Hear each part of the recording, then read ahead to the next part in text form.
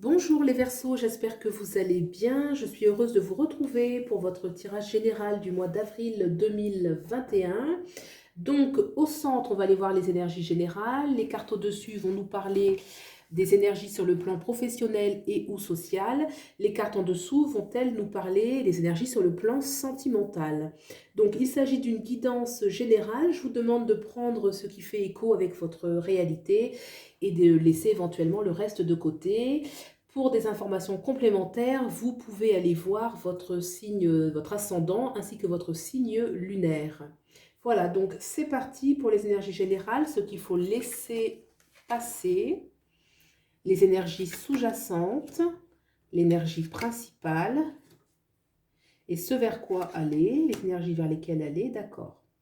Donc, on a le battleur comme arcane majeur et on a ensuite... Alors, l'énergie qu'on va laisser passer déjà, on voit ce 9 de coupe. Alors, le 9 de coupe, effectivement, nous parle de quelque chose, un accomplissement, de quelque chose qui est arrivé à son terme. On voit ce personnage qui semble un petit peu assis, qui porte ses coupes au-dessus de lui comme des trophées, j'ai envie de dire. Et il a une mine un peu satisfaite, soit, il a les bras croisés. Donc, il y a un petit peu une énergie de... comment je vais dire ça? Un petit peu d'être sur ses lauriers. Vous voyez ce personnage-là, comme ça, qui se tient... il a un petit air un petit peu... de quelqu'un qui est un petit peu sur ses lauriers, quoi, qui est un petit peu statique maintenant. Hein. Donc effectivement, il y a eu un accomplissement dans quelque chose, une énergie d'accomplissement, mais là peut-être que ça reste, si vous voulez, la dynamique est peut-être ralentie maintenant et on demande effectivement de continuer, hein, puisque la vie continue toujours, on n'est jamais arrivé au bout des choses. Et là, avec ce 9 de coupe qu'on doit laisser passer, je pense qu'il ne faut pas croiser les bras, il faut au contraire les délier un petit peu pour pouvoir agir. Voilà, donc on a dans l'énergie sous-jacente justement ce 3 de pentacle où on voit un personnage, trois personnages en fait, qui sont en train de construire, hein, ce sont des bâtisseurs de cathédrales. Donc là, il y a un travail ensemble, il y a vraiment une énergie sous-jacente de travail, de faire quelque chose. Donc bâtir une cathédrale, forcément, ça demande, déjà c'est un très grand projet, un projet à la fois concret dans la matière et spirituel, où on voit trois personnages qui vont s'allier, chacun va apporter un petit peu son savoir-faire, pour justement arriver à mettre en place cette œuvre. Donc il y a vraiment une énergie de se mettre à l'ouvrage, de rassembler peut-être en soi tous ses savoirs, tout son savoir-faire, ses compétences dans divers domaines pour pouvoir justement faire quelque chose, ou alors des collaborations, c'est tout à fait possible. On a dans l'énergie principale ce cavalier des bâtons, donc là on voit déjà un personnage qui est dynamique, hein. On voit le cheval qui est au galop, le cavalier au-dessus, armé, qui porte son armure, qui clairement va à la conquête de quelque chose, il a son bâton, donc il y a une affirmation de soi. Les cavaliers de bâton, c'est un petit peu l'énergie où on va affirmer les choses, on reprend un petit peu sa volonté, son pouvoir, et on va tout vaillant, tout téméraire accomplir de grandes choses. Hein. C'est un peu l'énergie du cavalier des bâtons. Donc là, effectivement, il y a quelque chose de dynamique, hein, et on a ce vers quoi aller le battleur.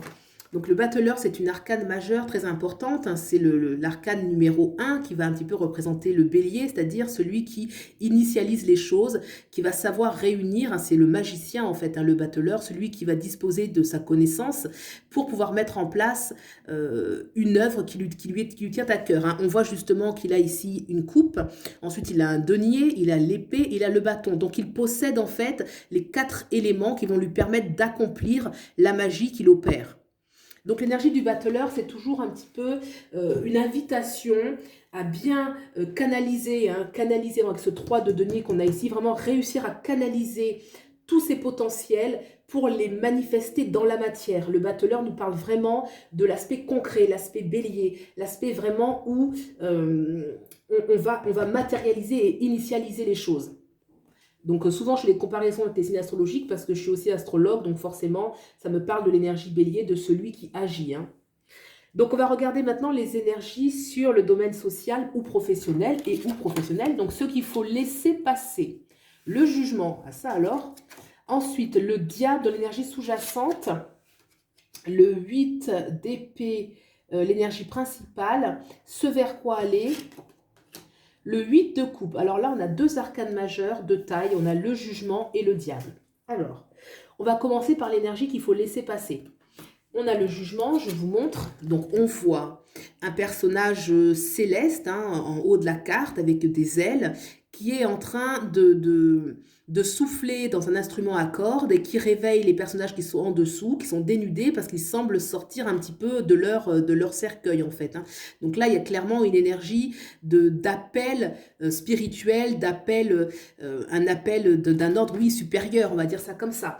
Donc le laisser passer, peut-être que pour certains, il y a un petit peu une énergie où on attend un petit peu dans le domaine professionnel et social ou social, on attend un petit peu la providence divine, hein. Moi, je le verrais comme ça, vraiment avec ces personnages en dessous qui sont complètement ébahis devant cet appel divin en fait, hein. Donc là, peut-être qu'on demande à ne pas être dans une attente comme ça, à lever les bras vers le ciel et à croire que ça va arriver du ciel, quoi. Une invitation et on revoit justement avec ce personnage en dessous qui a les bras croisés et qui est en attente ou qui est en tout cas dans une pause, hein, une pause voilà, qui peut correspondre justement avec cette énergie où on dit non, il ne faut pas justement être dans l'attente de quelque chose ou être dans sa pause, il faut s'activer, il faut se mettre en action. On a dans l'énergie sous-jacente le diable. Alors le diable, on voit clairement le personnage du diable qui est en train de dominer un couple qui est enchaîné en dessous. Donc ça parle quand même d'un sentiment où on est clairement ligoté, on est aliéné, quelque chose qui nous empêche d'être libre, hein. Le diable va avoir une emprise sur nous, il va nous posséder, en fait, il va posséder notre liberté. Et là, clairement, de manière sous-jacente, on peut se sentir ligoté, on peut se sentir qu'il y a un petit peu, vous voyez, là on a un personnage céleste, voilà, un petit peu angélique ou que sais-je, qui a une divinité. On a cette énergie là vraiment qui vient nous apporter son aide. Et là, au contraire, on a le diable où on se sent emprisonné, on se sent enfermé dans quelque chose. Et c'est confirmé par la carte principale qui est le 8 d'épée, où on voit clairement un personnage qui se sent ligoté dans ses mouvements, dans sa liberté, qui se sent oppressé, qui n'arrive pas à sortir justement de cette emprise. Le 8 d'épée nous parle effectivement d'une emprise réelle, mais surtout psychologique, hein. Il y a les deux, il y a aussi à la fois l'emprise physique, parce qu'effectivement on est clairement ligoté. Mais voilà, il semblerait que ce personnage puisse, on ne sait pas si les mains derrière sont vraiment liées, s'il n'a pas moyen de se déligoter un petit peu de lui-même, hein. Donc il y a un peu une figure statique. Et souvent le 8 d'épée nous parle qu'on peut quand même, on peut faire quelque chose en fait. On peut agir, on peut faire quelque chose.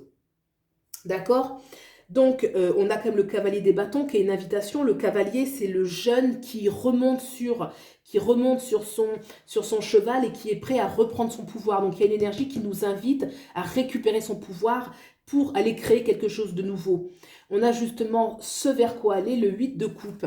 Le 8 de coupe, on voit un personnage qui tourne le dos à ses 8 coupes qu'il a soigneusement posées, mais qui ne correspondent pas à la satisfaction qu'il a vraiment. Donc on va plutôt s'attarder sur le personnage qui tourne le dos et qui part gravir un petit peu, qui va emprunter un nouveau chemin pour aller vers le 9 de coupe, c'est-à-dire pour arriver vers une grande satisfaction. C'est une invitation en fait à ne pas se contenter d'une situation qui ne nous comble pas et d'aller chercher quelque chose de plus grand, de supérieur. Il y a vraiment une notion de se mettre en mouvement, ce qui correspond à l'énergie du battleur qui lui détient tous les pouvoirs pour agir dans la matière.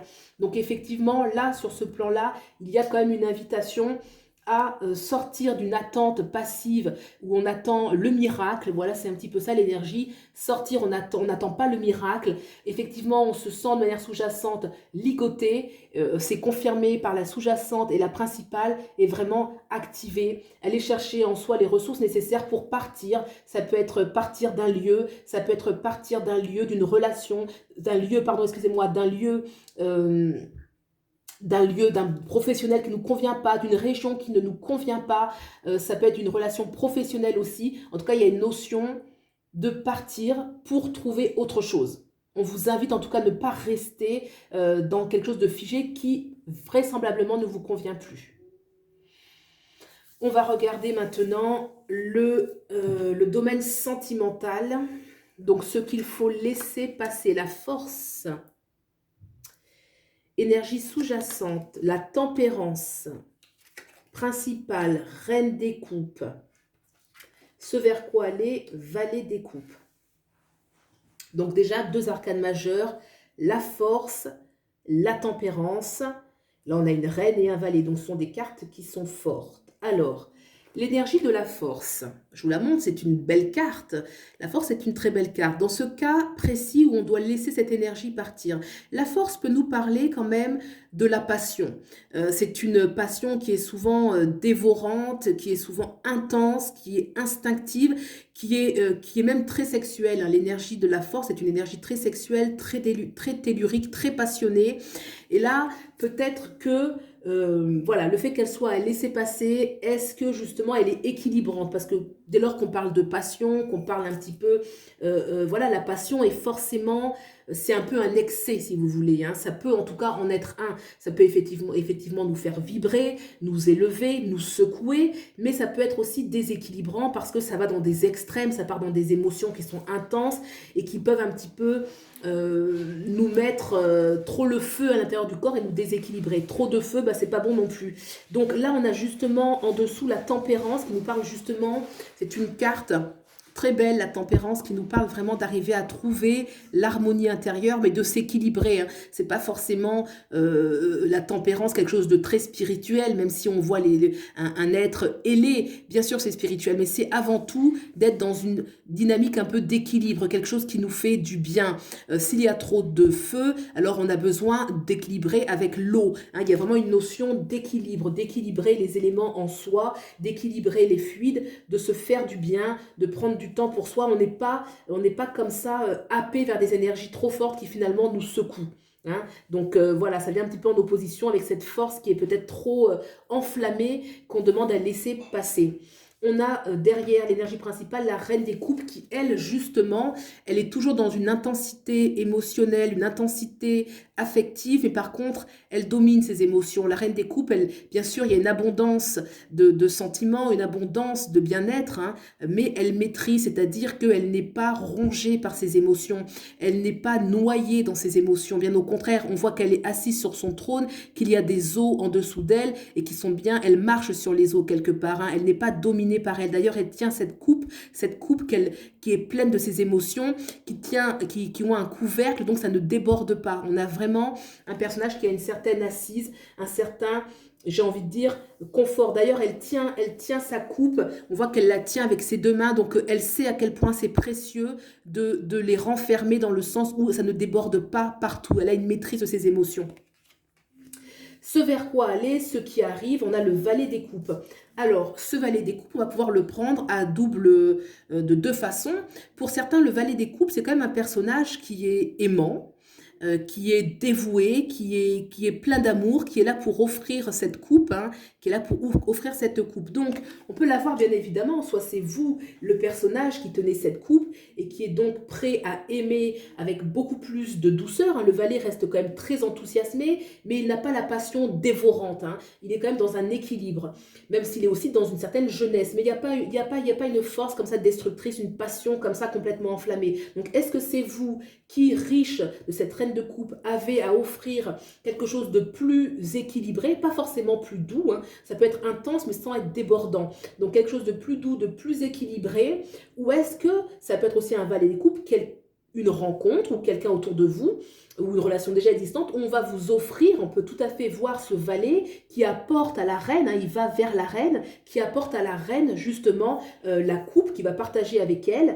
et qui va donc la combler, hein, si on peut dire ça comme ça, puisque la reine des couples apprécie énormément le valet qui lui est dévoué. Donc on peut voir dans la dévotion déjà tout simplement la reconnaissance de ce qu'elle est, de qui elle est, de sa capacité. Voilà, en dos deck, on peut toujours y voir, oui, on a donc le 2 de coupe qui nous parle. Donc là, c'est de manière de générale, hein. Je l'ai sorti là tout de suite, mais c'est pour tout le tirage. Une invitation effectivement à l'équilibre intérieur, à la tempérance, hein, qu'on a vu effectivement ici. Et puis il y a quand même le couple, hein. C'est quand même une carte qui nous parle d'un homme et d'une femme qui échangent de façon équilibrée, de façon sereine.